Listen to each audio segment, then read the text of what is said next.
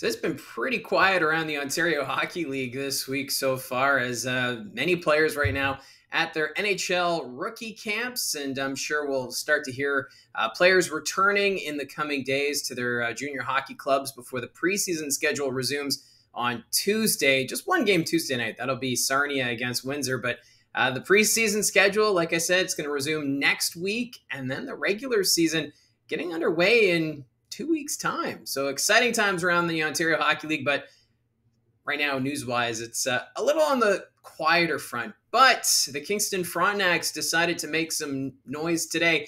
They've completed a trade with their East Division rivals, the Brantford Bulldogs. They have traded away first-round pick Caleb Malhotra, along with a second-round pick in 2028 to the Bulldogs. And in return, the Frontenacs receive a second-round pick in 2026 and a sixth-round pick in 2026, along with 3 conditional picks for 2028, a third, a fourth, and a fifth. So with this trade, the Kingston Frontenacs, they will receive an extra first-round pick in 2025 as compensation. That pick, of course, will be 9th overall in the 2025 OHL priority selection. And that's because Malhotra, he was selected 8th overall back in the spring, and he was playing for the Vaughan Kings. There was a lot of high expectations for Malhotra, although question marks as to whether or not he would report to the Ontario Hockey League, because going into that draft, he was open and honest that he was exploring all of his options, including the BCHL, where he ended up signing with the Chilliwack Chiefs. So he did not attend training camp at the Kingston Frontenacs. He's out in British Columbia with the Chiefs, and with that, Kingston decided to move his playing rights to the Brantford Bulldogs, who can now try and persuade him to join Brantford this season or in a future season. But he's also committed to the University of Boston for NCAA hockey. So it sounds like it's a strong commitment to go to the NCAA route. So really, it's a no-risk situation here for the Brantford Bulldogs, because if they do get a player of Malhotra's stature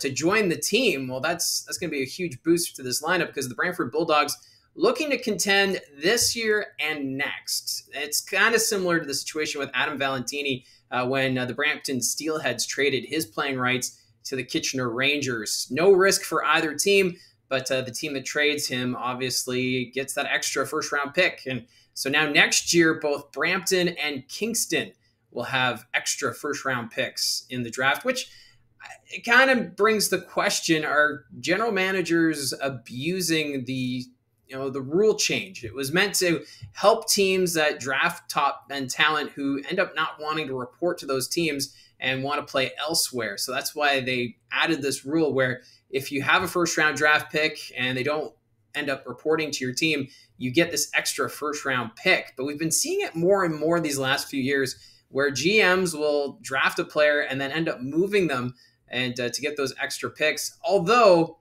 it is good to see a team like the Kingston Frontenacs selecting the best available player. And that's what the team said, that they wanted to draft Malhotra because they viewed him as the top player at that position in the draft. They took a chance. They've been holding talks with Malhotra and his family for the last few months, but he is committed, like I said, to the NCAA route. And since they didn't want the pick to go to waste, they ended up trading him to Brantford, and they'll get that extra draft pick. So they're doing what this whole rule was meant to help teams who aren't able to get their first-round picks to commit. And we're now seeing it a little more often than when that rule was first introduced. But still, no risk for Kingston or Brantford, although Malhotra would have been a nice addition for this Kingston Frontenacs team that's looking to be a bit of a surprise in the Eastern Conference. I think they're a team to look out for as a potential dark horse in the Eastern Conference, but Malhotra, we'll have to wait and see. Does he end up reporting to the Brantford Bulldogs? And of course, if he does, then those conditional picks will then go to Kingston ahead of the 2028 draft. Now, there is an injury to talk about here. Kitchener Rangers first-round pick Evan Headrick will be missing some significant time. The 15th overall pick suffered a fractured wrist last weekend in Sunday's exhibition game against the Oshawa Generals.